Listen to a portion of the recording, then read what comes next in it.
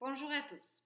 Bienvenue de nouveau sur la chaîne Alchimie d'éveil avec Carolina et Abel. Aujourd'hui, nous allons parler de nos soucis de santé qu'on a traînés pendant des années, qui nous sont arrivés dans notre vie et que nous avons résolus avec l'alimentation végétale.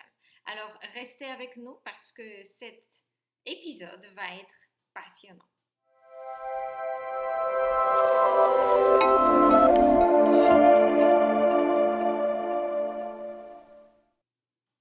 Avec Carolina et Abel, experts en alimentation végétale, nous vous enseignons et nous partageons tout ce que nous pouvons avec vous pour que vous puissiez aussi soutenir votre corps dans la guérison avec des aliments naturels qui vous entourent autour de vous. Et notre formation, notre programme de cure de banane ou notre programme d'accompagnement sont faits pour ça. N'hésitez pas aussi à venir me voir si vous le souhaitez pour des consultations en mois de janvier, donc d'aujourd'hui à fin d'année, je vais vous faire un joli prix pour une nouvelle année et pour les consultations au mois de janvier. Alors, n'hésitez pas. À toi. Alors, bonjour à tous et à toutes. Petite parenthèse aussi, bien sûr, Carolina a parlé des consultations au niveau alimentaire, et moi j'ai repris les consultations au niveau émotionnel. Donc si vous avez des soucis émotionnels, que ça ne va pas au niveau de vos émotions, ou que vous avez envie de vider votre sac, vous prenez le téléphone, ou vous prenez votre mail, et vous envoyez un petit message à Alchimie d'éveil pour que je puisse soit faire une consultation avec vous au niveau émotionnel, soit vous accompagner avec un programme d'accompagnement au niveau émotionnel. Voilà, ça c'est dit. Alors, nos soucis de santé. On va commencer par moi. Honneur aux hommes pour une fois, hein, parce que J'en ai déjà parlé beaucoup. Exactement. Alors, en ce qui me concerne, je pense que je vais passer tous les soucis d'enfance, etc. Pourquoi? Parce que en tant qu'enfant, en étant enfant, j'ai pas vraiment la sensation ou le souvenir d'avoir été malade enfant. J'étais Quelle chance. surtout, oui, ben, c'était donné à certains. J'étais plutôt un enfant turbulent, mais au niveau soucis de santé, en fait, je ne savais pas ce que c'était. Et donc, en grandissant, c'est vraiment à partir des années de bac, vraiment, que j'ai commencé à sentir ce que ça voulait dire soucis de santé, parce que je me suis retrouvé avec des insomnies. D'ailleurs, en fait, jamais su vraiment d'où ça venait. Des insomnies sévères. Mais quand je vous dis sévère, c'était vraiment sévère. Et ça veut dire quoi? Ça veut dire que j'allais me coucher et j'ai passé des nuits blanches, en fait, voilà, à regarder le plafond, les yeux ouverts, voilà, impossible de fermer l'œil. Le sommeil n'arrivait pas. Et ça a duré comme ça pendant plusieurs jours. C'était pas juste une nuit, non, c'était toutes les nuits, je restais ouvert comme ça, impossible. Et c'était vraiment au petit matin où il y avait une espèce de, quand je dis au petit matin, c'est vers voilà, 5h30, 6h, c'est là que le sommeil, un semblant d'accord de sommeil commençait à arriver. Et j'ai souffert de ça comme ça pendant, je dirais, pendant même quelques années. Après, c'était moins sévère, mais c'était vraiment présent. Et bah, ça m'a poursuivi comme ça avec des hauts et des bas, voilà, après quelques années. Et aujourd'hui, tout va bien. Je dors comme un bébé. Je suis en cure de banane aujourd'hui. Comme on s'est réveillé ce matin, on s'est levé ce matin, j'ai dit à ma chérie, j'ai dormi comme un bébé. Mais vraiment, un bébé. Et c'est magnifique, vraiment. Et c'est quand je me rappelle encore le souvenir que c'était, vraiment, je me souhaite. C'est une torture, en fait, émotionnelle, le fait de ne pas pouvoir dormir la nuit. Il faut priver quelqu'un de sommeil, il va péter les plombs, en fait, je vous assure. Pour ceux qui vivent ou qui ont vécu la même chose, laissez des commentaires. Voilà, vraiment, n'hésitez pas à partager parce que ça aide beaucoup de personnes à sortir de là et à se rendre compte qu'on n'est pas tout seul parfois dans la vie. Entre parenthèses, c'était une torture utilisée dans le camp de concentration durant la Deuxième Guerre mondiale. C'est empêcher les gens de dormir et leur injecter des quantités astronomiques du café. Par Voilà. exemple, il y en avait plein d'autres. Je ne buvais pas de café à cette époque-là. Je ne savais même pas ce que c'était.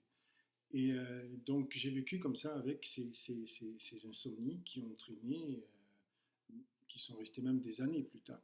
D'accord. Bien sûr, ce n'était plus aussi sévère que quand ça avait commencé. J'avais des hauts et des bas, mais c'était quand même là régulièrement. Et aujourd'hui, en fait, avec l'alimentation vivante, surtout, parce que même quand je suis passé au végétal, c'était encore là. Et c'est vraiment quand on est passé au cru que petit à petit, en fait, les choses se sont dissipées, vraiment.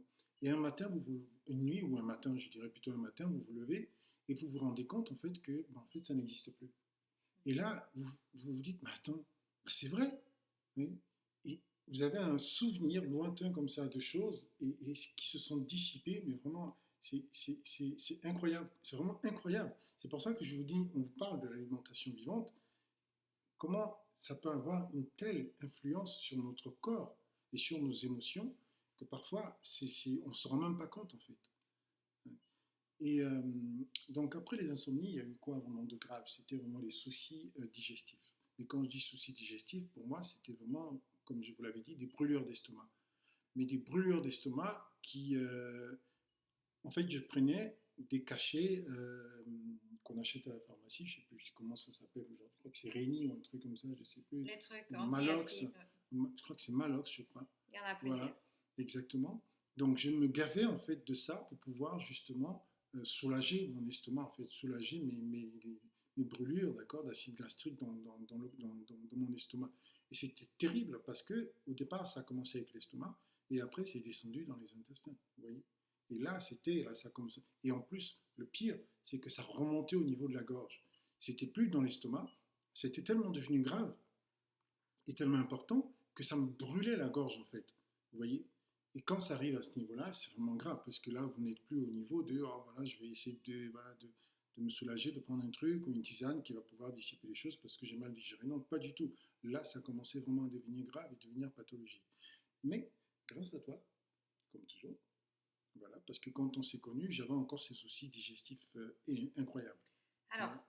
Si je peux dire, Abel qui m'a récupéré, moi que je l'ai récupéré. Il n'était pas dans un très bon état. Oui, c'est vrai.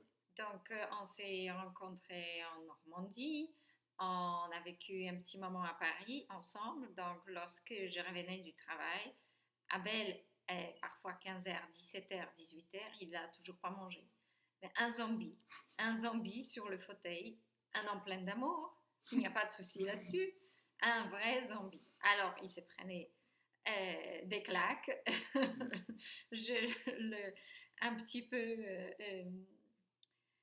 poussé à prendre soin de lui, et lui, bah, il mangeait du pain.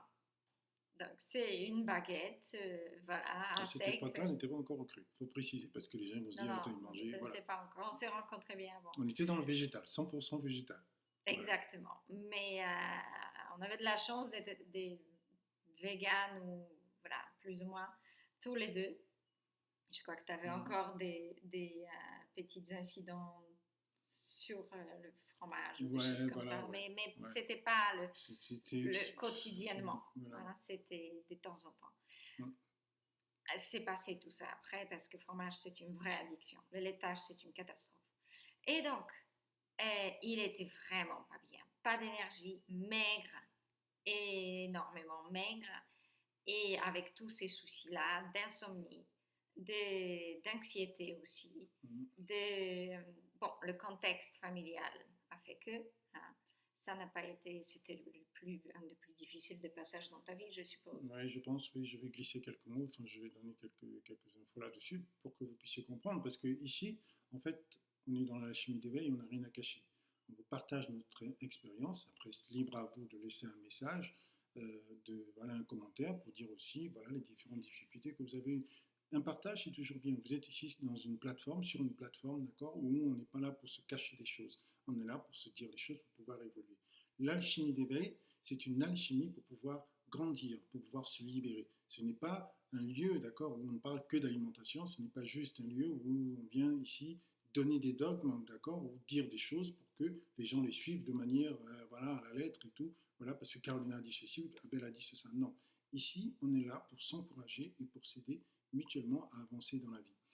Et donc, merci de parler justement de mon état à cette époque-là, parce que en fait, c'est là le côté pervers de la chose. C'est que quand vous êtes dans des soucis digestifs comme moi je l'étais, en fait, vous vous retrouvez, ça vous bloque en fait la digestion. Donc en fait, dans le sens où ça vous coupe l'appétit.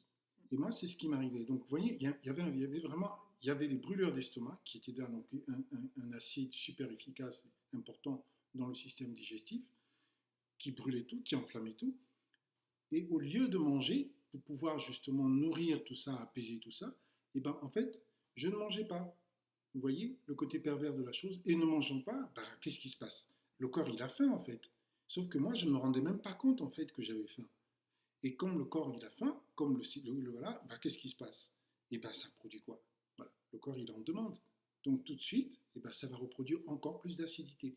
Et en fait, du coup, je me retrouvais dans ce cercle vicieux là, d'accord, qui me rendait. En fait, j'étais en train de m'empoisonner, de me tuer littéralement tout seul en fait. C'était quasiment une auto-punition quoi. Alors, je précise quand même, pour ceux qui ne connaissent pas le sujet, parce que ça va être aussi la suite de ce que tu veux dire, c'est que les brûlures d'estomac ne sont pas dues à votre suc gastrique qui ont décidé de faire les siennes. Non, oui. C'est dû à une prolifération nocive de bactéries dans le tube digestif. À l'époque, on ne le savait pas. Hein, on a fait des choses qui ont aidé à soigner ce genre de choses, mais je pense qu'on aura fait beaucoup mieux et on aura évité les rechutes au fur et à mesure des années. Mais il faut vraiment regarder les microbiotes et chasser les bactéries pathogènes pour que l'acidité de l'intestin ne remonte plus dans le paroi digestif. C'est ça le souci.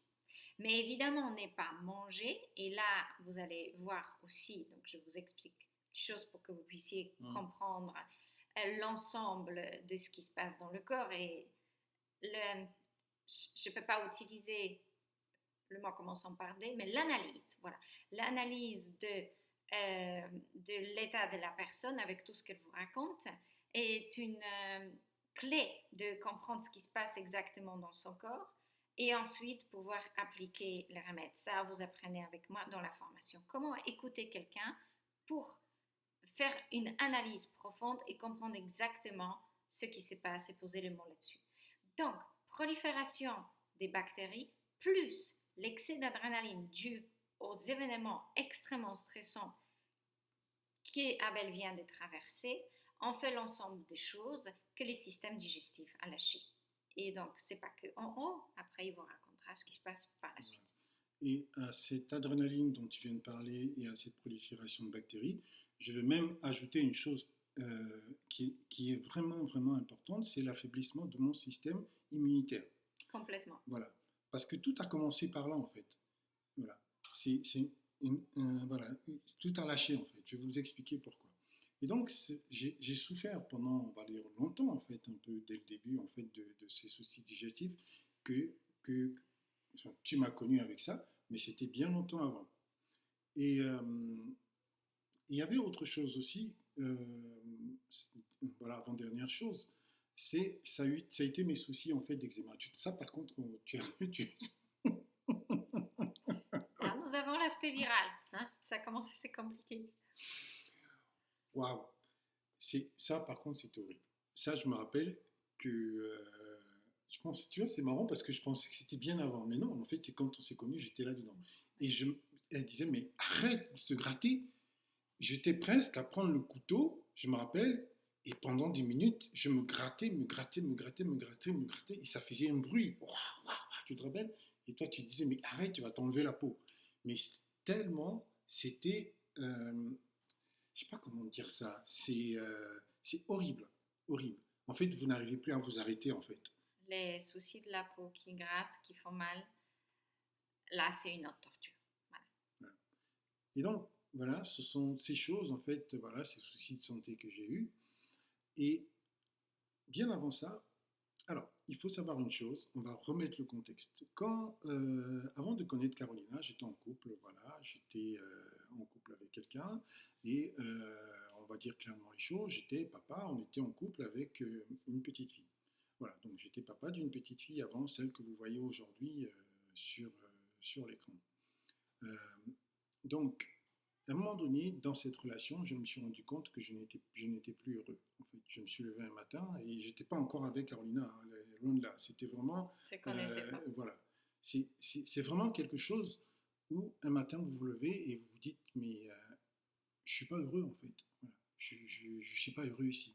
Voilà. Non pas que la personne avec qui vous êtes mauvaise ou méchante, non, pas du tout. Vous vous rendez simplement compte à l'intérieur qu'il y a quelque chose qui ne va pas. Et vraiment, ça, c'est vraiment un épisode de ma vie. Je ne souhaite ça à personne. Parce que vous êtes là, d'accord, vous vous dites, bon, on a construit quelque chose, et en fait, tout est en train de s'effondrer. La première chose qui vient, c'est là-bas, je vais parler pour moi, c'était un sentiment de culpabilité. Culpabilité de me dire, mais attends, Abel, qu'est-ce que tu es en train de faire? Tu es complètement en train de déconner. Tout va bien, elle n'est pas méchante, elle t'a pas agressé, on est en train de faire des projets, en plus on avait des projets et tout, etc., même immobilier, etc. On était en train de construire quelque chose, mais vous vous levez un matin et vous vous rendez compte que ça ne va pas à l'intérieur, en fait. Et donc, pendant des semaines, je dirais, je n'ai même pas compté en mois, je dirais des semaines, pendant des semaines, j'ai ruminé, en fait, comment dire, ruminé, essayer d'étouffer en moi cette idée-là que je n'étais pas heureux. Donc, j'ai essayé de me raccrocher à tout ce que je pouvais. Et comme ça n'allait toujours pas, parce que je me disais aussi à l'intérieur de moi, ok, d'accord, si je pars, eh ben, comment ça va se passer pour notre fille, voilà, notre enfant qu'on avait à cette époque-là. Ça veut dire qu'elle va être écartelée entre les deux parents, je ne serai plus là, je la verrai plus grandir, ou sa mère ne sera plus là, ça dépendra de qui va s'en occuper, va justement, il y aura plus ce cocon qu'on aura construit autour de l'enfant. Et j'ai des principes, voilà, c'est qu'un enfant doit grandir avec ses parents. C'est peut-être vieux jeu, mais voilà. Euh, et donc, pour moi, me séparer donc de la mère de ma fille, voilà, de mon ex, je pouvais à la limite concevoir, d'accord, de la quitter, de partir, de vivre autre chose. Mais ce qui était difficile pour moi, c'était de me dire que bah, il n'aura plus ce cocon, cette protection, entre guillemets, qu'il y a, ou cette stabilité, si on peut dire ça comme ça, en fait, qu'il y a entre une maman et un papa pour pouvoir, comment dirais-je, garder son enfant, accompagner l'enfant, voilà, parce que c'est une structure émotionnelle, physique, mentale, énergétique, tout ce que vous pouvez. Quand il y a papa et maman, ils peuvent peut-être avoir des défauts, papa et maman, mais ils sont moins là s'il y a quoi que ce soit. Et ça construit un enfant. Ça construit un enfant. Et, euh, et donc tout ça, pour moi, dans ma tête, le fait de me séparer de mon ex, et ben, ça devenait compliqué. Compliqué. Et là, bah, mon émotion a commencé à tourner dans tous les sens et tout, etc. À commencer à faire des plans dans ma tête et tout. Je pars pas, je reste, je reste pas. Bon, ok, je vais rester, mais je vais imaginer tout ce qui m'est passé par la tête, je vais dire les choses. La tromper, ouais, peut-être et tout, comme ça, bah, oui, mais c'est pas grave. Mais dans ma tête, c'était pas possible. Tous ces cheminements qui passaient dans ma tête, ce n'était pas faisable et ce n'était pas possible. Et donc, j'ai commencé à ruminer à l'intérieur toutes ces choses. Oui. Pas éthique, pas dans ta Merci. façon de penser. Voilà. Il y en a qui le font. Exactement. Abel n'a pas cette vision de choses. Ce n'était pas possible. Dans mon champ de choses, ce n'était pas possible. Donc, qu'est-ce qui s'est passé? Les émotions, émotionnellement, comme je n'étais plus bien, c'est là que mon système digestif, regardez le cheminement des choses, c'est là que mon système digestif a commencé à baisser. Parce que les émotions n'étaient plus, étaient complètement HS. Et qu'est-ce qui s'est passé? J'ai développé des hémorroïdes. Des hémorroïdes, pourquoi? Parce que les hémorroïdes, c'était quelque chose que j'avais développé parce que je n'arrivais plus à prendre la décision, mais une décision intérieure de pouvoir lâcher prise. Vous voyez? Donc je retenais les choses, j'essayais de retenir en fait, malgré le fait que tout mon être disait non, ce n'est pas cette relation-là. Et bien, qu'est-ce que je faisais? Je me disais, ben non, je ne peux pas partir, donc je reste là, quoi qu'il arrive, je reste là. Donc du coup, je n'arrivais pas à lâcher quelque chose. Et qu'est-ce qui s'est passé? En fait, ça a bloqué mon système digestif, ne pouvons pas. Et donc tout le reste, et ben, qu'est-ce qui s'est passé? Et ben, ça a généré une inflammation. Une inflammation qui est allée, on va dire les choses, directement dans l'anus. Et ça a été une catastrophe. Pourquoi? Parce que ce n'est pas des hémorroïdes comme on voit. En fait, voilà, on va dire clairement les choses, j'ai rien à cacher. C'était devenu quasiment un cul de babouin, quoi. Voilà, il faut dire les choses. Voilà, si vous regardez les babouins, là, avec leur arrière-train rouge et tout, c'était devenu comme ça. Ça a été devenu à un tel point, les choses se sont aggravées à un tel point que je ne pouvais plus m'asseoir comme voilà, assis. Je passais des journées allongées sur le côté parce qu'il n'était pas possible pour moi de m'asseoir. Donc je suis allé voir le médecin pour lui expliquer la situation. Ça n'avait pas encore pris des choses assez graves. Et une généraliste, bien sûr, elle m'a dit, oh, bon, bah, c'est pas grave, ça va passer, des hémorroïdes, machin et tout. Elle m'a donné des cachets. Bon, j'ai pris des cachets, je suis rentré chez moi et tout, j'ai pris des cachets, mais en fait, ça continue, jusqu'à ce que les choses soient tellement enflammées à l'intérieur, vraiment, ça ressort, hein, c'était vraiment un cul de babon, quoi, vraiment. Et donc là, vous vous retrouvez avec un anus, euh, avec, voilà, du enflammé, gonflé, comment dirais-je, je dirais chargé de saignement à l'intérieur. À un moment donné, c'était tellement devenu violent que, on va se dire les choses, j'allais au supermarché acheter des serviettes hygiéniques. Voilà. Donc vous imaginez un petit peu. Et jusque-là, j'étais toujours en train de batailler émotionnellement. Batailler émotionnellement parce que je n'arrivais pas toujours à prendre la décision. Je vais vous montrer jusqu'où ça va aller. Donc, serviette hygiénique, l'émotionnel vient se rajouter là-dedans, dans le sens où je suis un garçon, d'accord. Donc vous imaginez, vous retrouvez avec des serviettes hygiéniques pour femmes dans les fesses, des choses que vous n'avez jamais fait, la honte que ça génère, la gêne que ça peut générer, c'est une catastrophe au niveau émotionnel. Donc vous reprenez, vous voyez, en fait ça ne s'arrête pas en fait.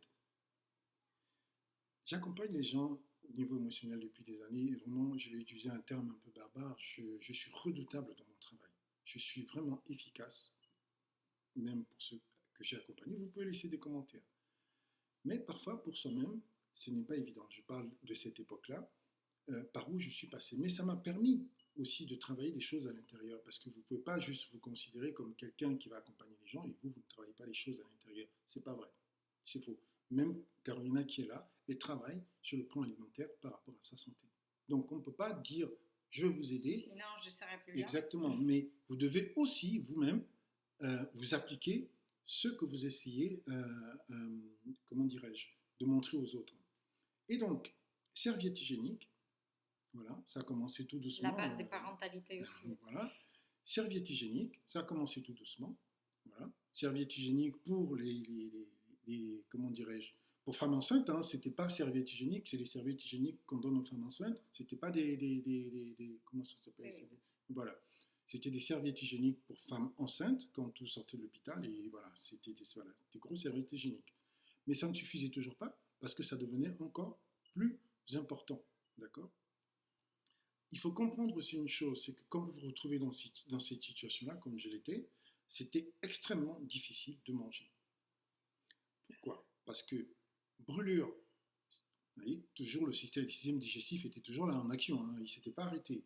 Brûlure dans la gorge, brûlure de l'estomac et douleur pas possible au niveau des intestins. Et bien sûr, derrière, voilà, avec des hémorroïdes, plein de sang, d'accord, qui picotait et qui ne vous permettait pas de vous asseoir, c'était impossible de s'asseoir.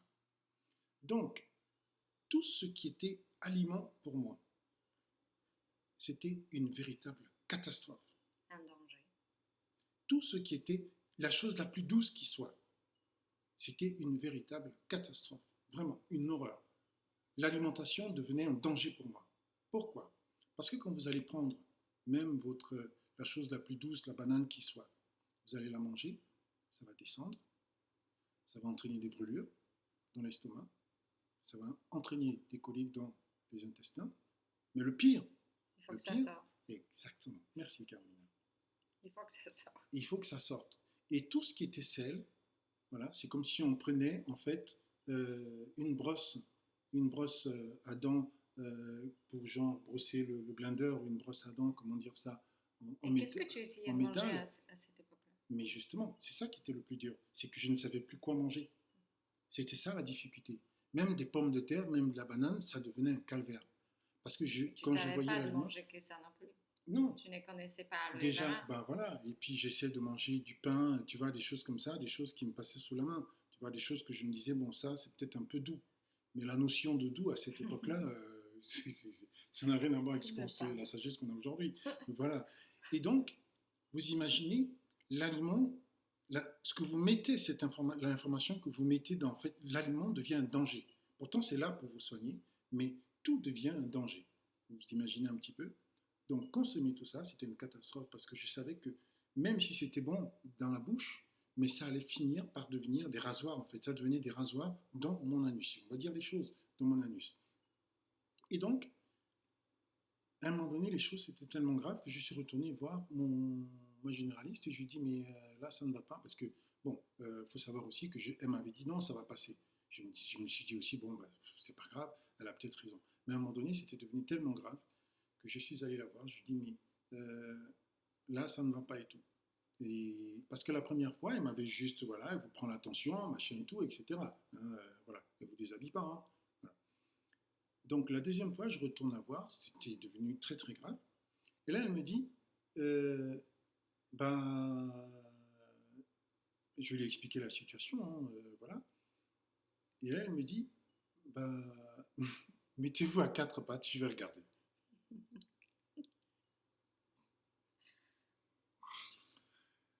L'horreur, l'horreur. Un, c'était la première fois que je me mettais à quatre pattes, donc vous imaginez le spectacle derrière, tout ce qui se passait, la honte, la gêne, d'accord.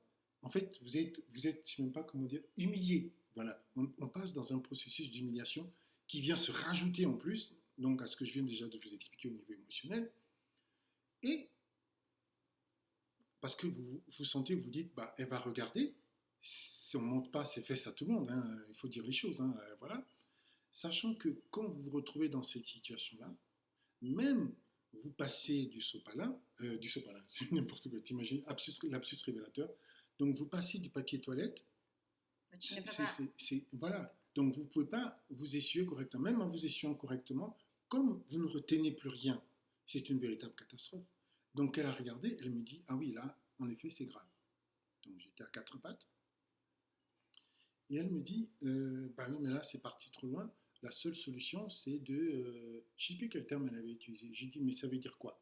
J'étais à quatre pattes. Hein. Elle me dit, mais il faut mettre un petit coup là-dedans pour pouvoir faire en sorte que le saignement puisse partir. Voilà, il faut mettre un petit coup de bistouri. Bon, moi, ne sachant pas rien, je l'ai écouté. Donc, elle a pris son scalpel, schlac, elle a mis un coup de scalpel là-dedans, d'accord, deux ou trois, je ne sais plus. Donc, ça a saigné, elle a mis la compresse et tout. Ah ben, elle a accouché.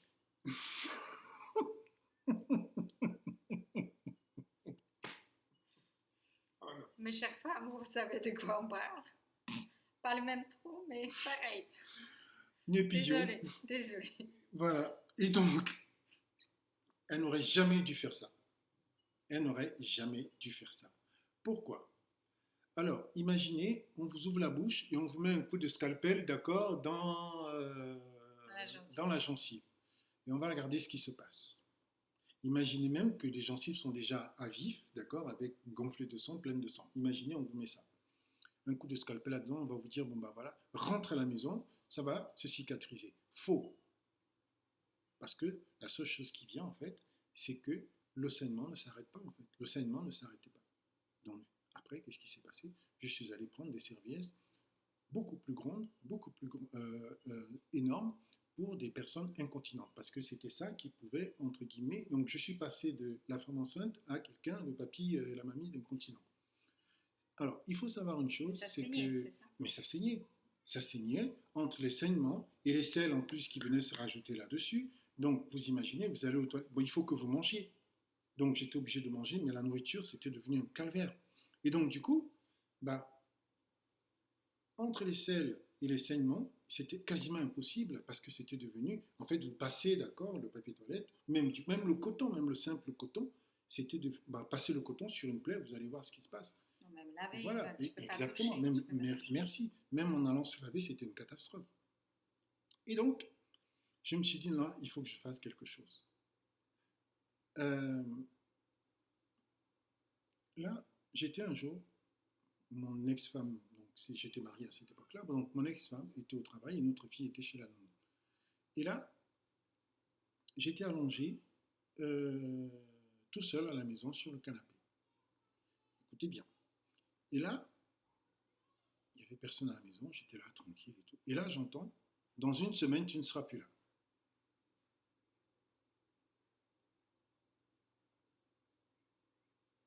Je me retourne. Mais vraiment, comme vous êtes en train de m'entendre là. Voilà. Dans une semaine, tu ne seras plus là. Ça m'est arrivé aussi. Je me retourne. Je me dis, mais c'est qui parle?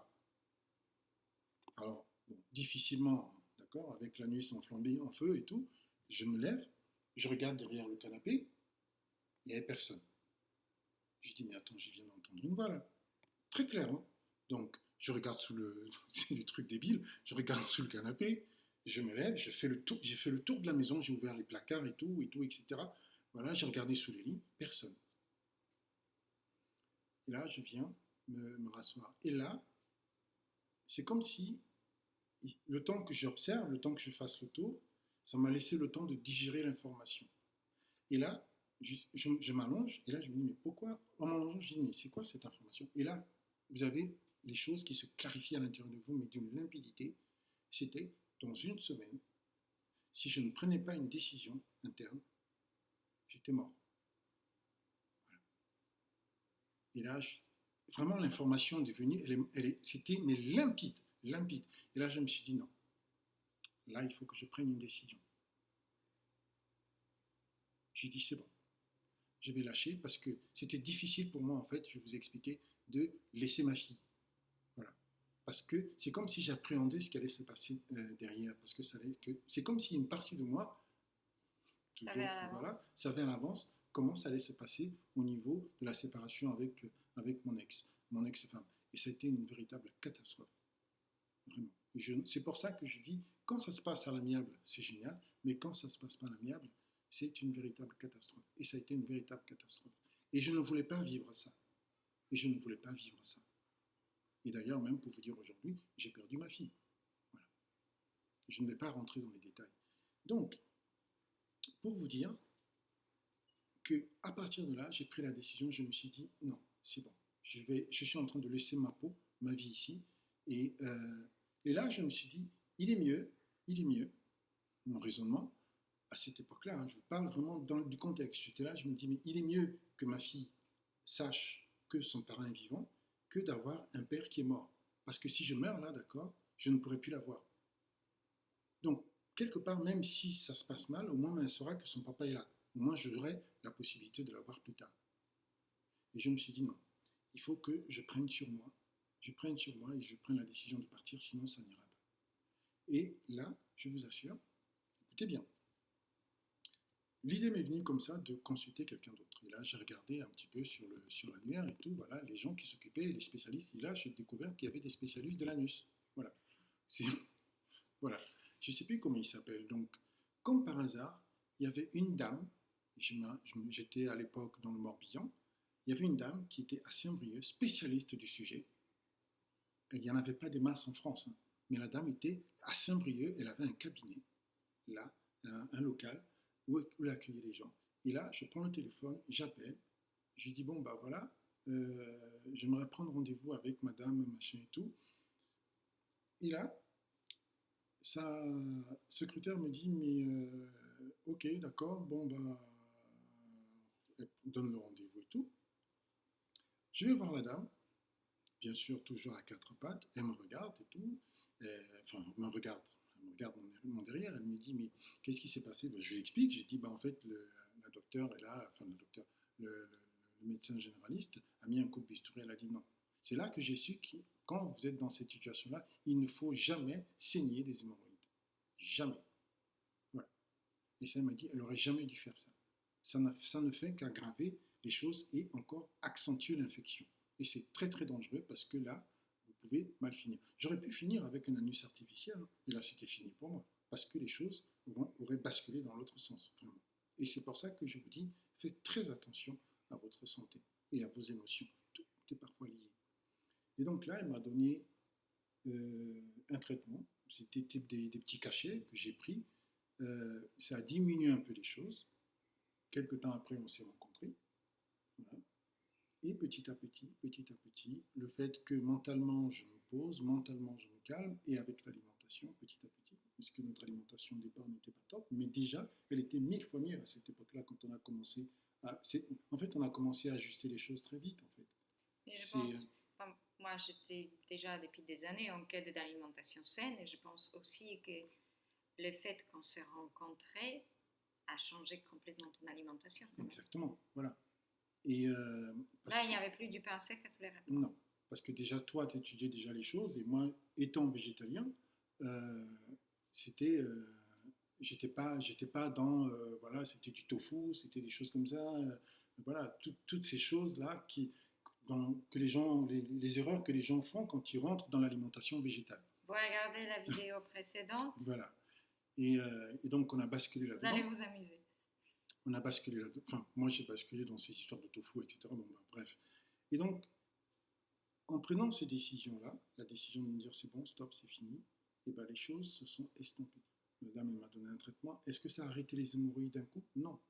Ça a arrêté, d'accord, quelque part, je pense, je suppose, l'inflammation, mais surtout, c'était ma décision de départ, le fait de dire non, là, c'est bon, je suis en train de mourir, il faut que je prenne une décision. Il faut que j'arrête ça.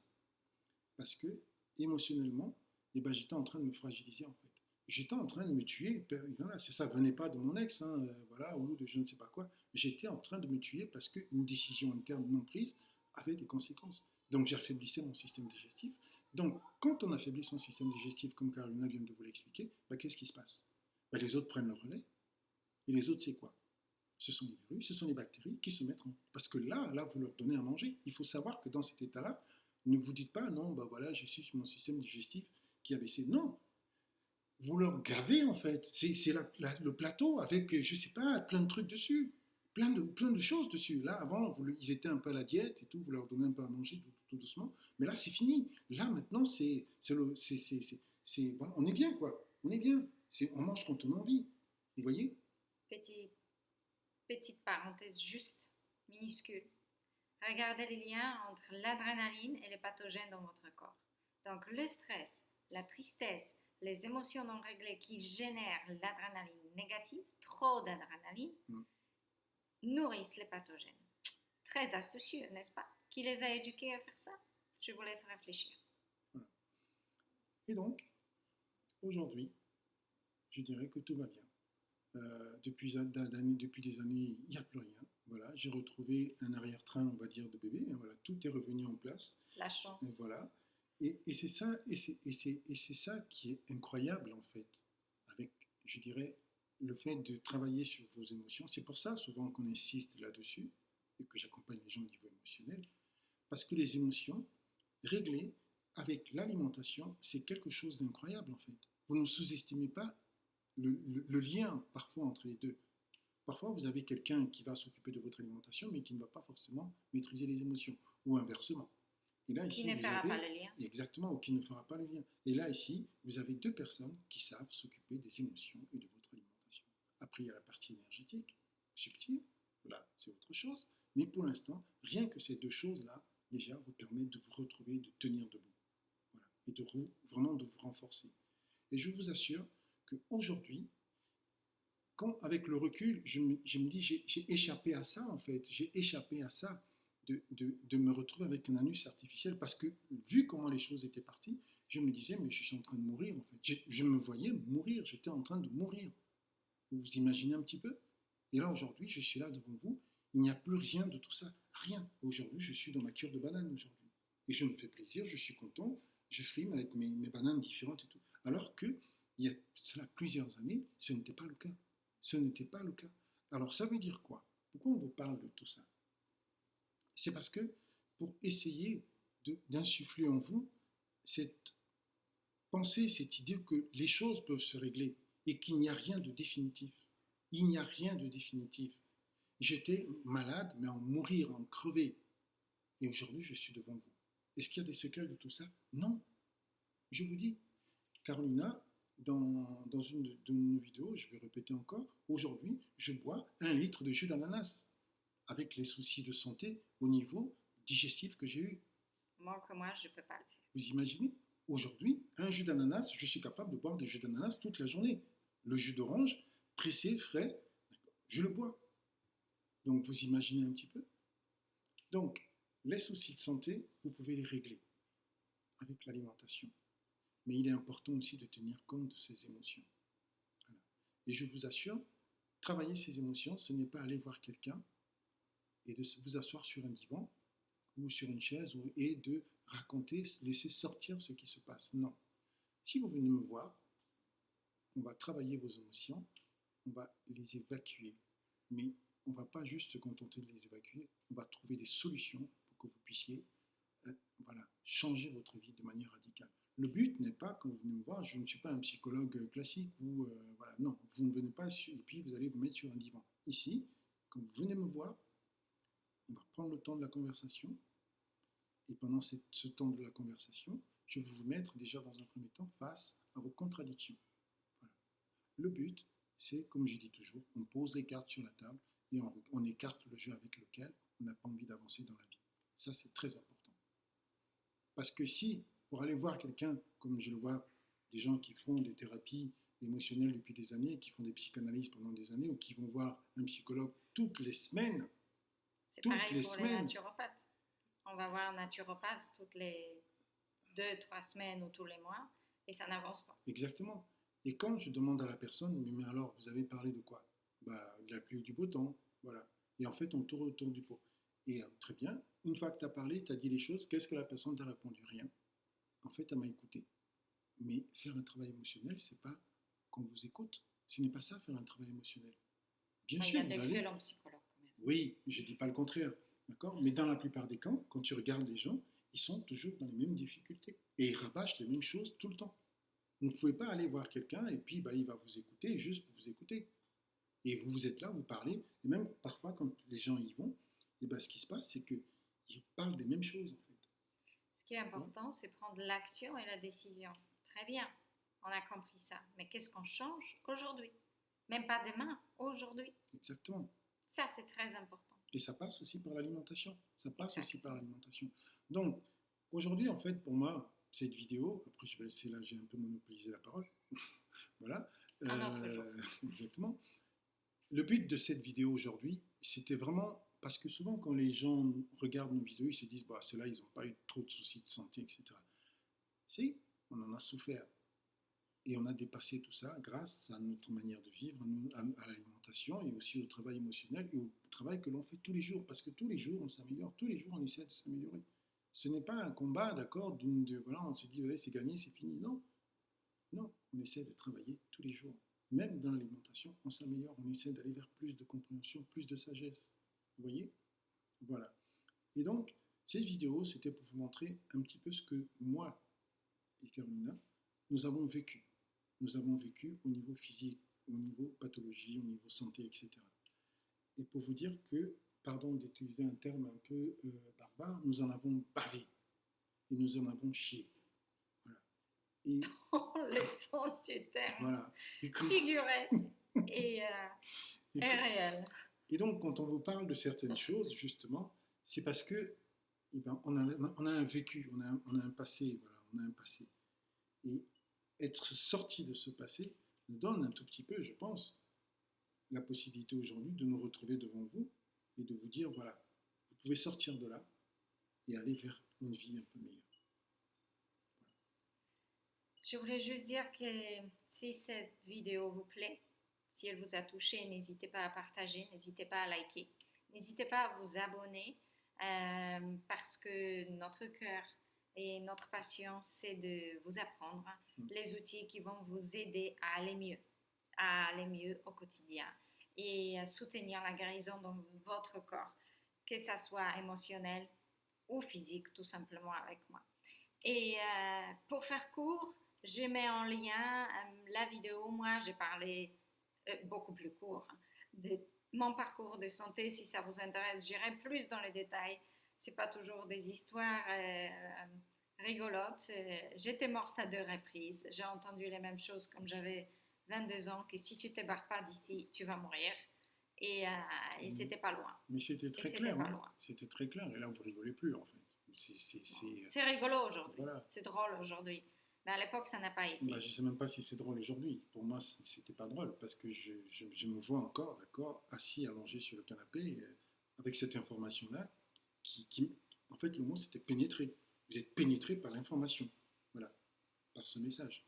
Et là, vous dites, vous pouvez vous entêter, pouvez vous entêter et vous dire, bah non, je n'ai pas écouté. Voilà. Ou vous dites, bon, ok, c'est bon, j'ai compris la leçon, c'est bon, j'arrête là, ça suffit. Et si cette vidéo vous a touché et si vous êtes resté jusqu'au bout, n'hésitez pas à laisser un commentaire. Vous êtes courageux, 45 minutes sur ma montre. Et à très bientôt sur notre chaîne. On va essayer de finir avec quelque chose de plus drôle en fin d'année. Dans quelques jours, Oh, on c'était se drôle, retrouve. c'était bien marré. On se retrouve sur notre chaîne Les histoires de singes aujourd'hui. On est en Afrique. La cure de banane. Ouais. Et comparer la vidéo 6 mois de la cure, comme il a fait la première, qu'il commence la cure, et déjà son visage aujourd'hui. Combien de kilos tu as perdu en 4 semaines? En fait, 6-7. ouais, voilà. En fait, je prends mon temps. 6-7 kilos. Je prends mon temps, je ne me presse pas, voilà, je suis dans la cure de banane. 6 kilos en 4 semaines, c'est énorme, c'est même très rapide. Bah, en fait, comme j'ai jamais fait un régime, donc je sais pas trop, en fait, voilà, c'est une poste quasiment, voilà. Mais, Abel n'est pas dans l'analyse nutritionnelle des choses. non, mais je me dis, c'est très rapide. Voilà, mais je me dis, on y va. Voilà, je cherche pas à me dire, ah, il faut que je. Non, c'est vraiment, voilà, surtout, là, je suis dans l'observation, en fait, émotionnellement, physiquement, énergétiquement et au niveau de ce qui se passe dans mes cellules. En fait. Voilà. Bon, on parlera de quelques difficultés de la cure un autre jour. Oui. Émotionnellement surtout. Et à très bientôt sur notre chaîne. J'espère que vous avez passé de magnifiques fêtes, que les vidéos qu'on a postées pour Noël vous a bien amusé. Et on se retrouve. Mais tu vas la poster quand la vidéo? Après les fêtes? Après les fêtes. Ah, oh, dommage. Je me suis dit que les gens vont se marrer avec ça. Oh, peut-être. On a une autre en plus. On verra. À très bientôt sur notre chaîne et on vous retrouve dans quelques jours. Et peu importe, avant ou après les fêtes, peu importe, mais vraiment passer de très très belles fêtes de fin d'année. Et on se retrouvera aussi avec de nouveaux épisodes dans le 2024. Dans quelques jours. Exactement. Et ne vous prenez pas la tête, vivez.